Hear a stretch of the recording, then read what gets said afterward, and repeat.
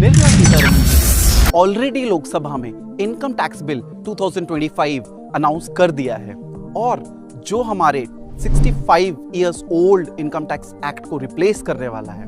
तो common question series में आज का हमारा जो टॉपिक ऑफ डिस्कशन है वो यही है। तो हम लोग इस कॉमन क्वेश्चन सीरीज में आज जानते हैं कि जो लेटेस्ट इनकम टैक्स बिल 2025 है जो 1 अप्रैल 2026 से इन प्लेस होने वाला है उसमें क्या मेजर चेंजेस हैं। So new income tax bill 2025 से रिलेटेड जो भी क्लियरिंग थिंग्स हैं, let's discuss those in another 1 minute.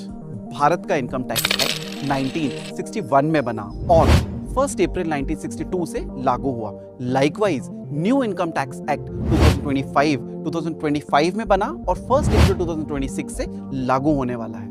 और भी ज्यादा मजे की बात यह है कि टेक्स्ट साइज पूरे एक्ट का ऑलमोस्ट 50% से रिड्यूस कर दिया गया है। Plus for simplification of taxes बहुत सारे चार्ट्स एंड टेबल्स को इंट्रोड्यूस किया गया है। So there is no change in tax slab, rate or standard deduction. So we can say that income up to 12 lakhs is exempt from taxes.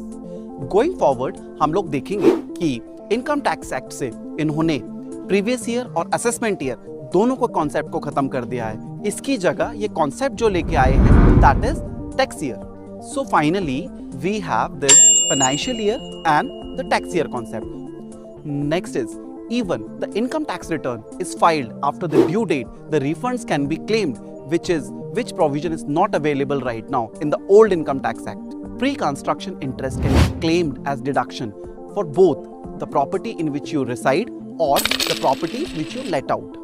Plus अगर हमारे पास कोई भी commercial property है तो उसको हमें imaginary rent के basis पर कोई भी tax liability bear नहीं करना होगा।